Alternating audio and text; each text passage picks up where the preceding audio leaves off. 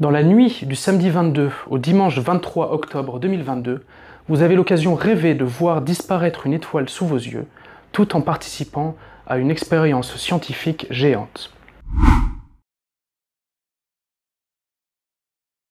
Vers 4 heures du matin, l'astéroïde Eurybates va passer devant cette étoile dans la constellation des Gémeaux et va en bloquer la lumière, produisant ce qu'on appelle une occultation stellaire.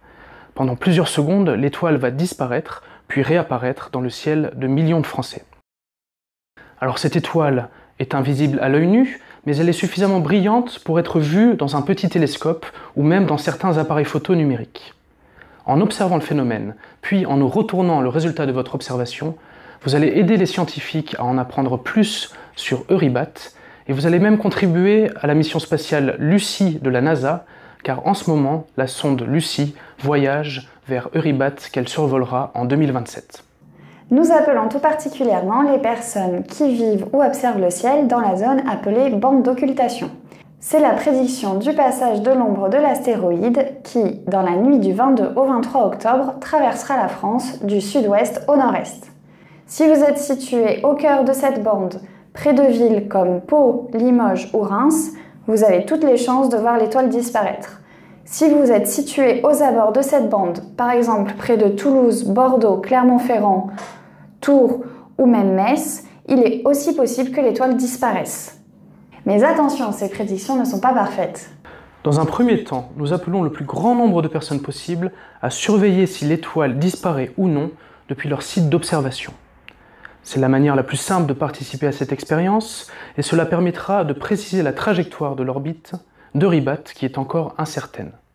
Pour aller plus loin, nous vous invitons à chronométrer les instants précis de disparition et de réapparition de l'étoile pour, en mettant en commun toutes les mesures de chacun, reconstruire la forme de l'astéroïde Eurybates.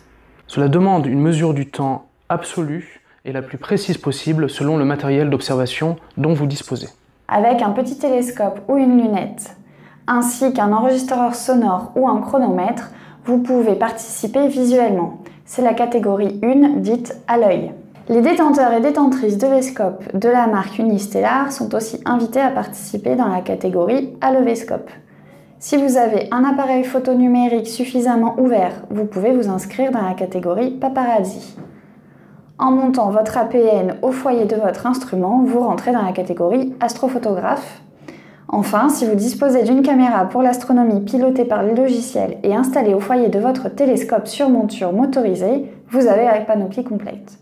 Votre contribution nous est particulièrement précieuse. Vous pouvez retrouver le détail de ces 5 catégories d'observateurs sur le site internet de l'Association française d'astronomie, ainsi que tous les bons conseils pour réussir votre mesure d'occultation. C'est également dans ces pages que vous nous retournerez les données de votre expérience le 23 octobre, à savoir par exemple votre position géographique le soir de l'observation, si oui ou non vous avez vu disparaître l'étoile, et enfin vos données de chronométrage de l'instant de disparition et de réapparition de l'étoile. Dans la nuit du samedi 22 au dimanche 23 octobre 2022, on compte sur vous pour être les plus nombreux possibles à mesurer ensemble l'occultation de l'astéroïde Eurybates. Bon ciel!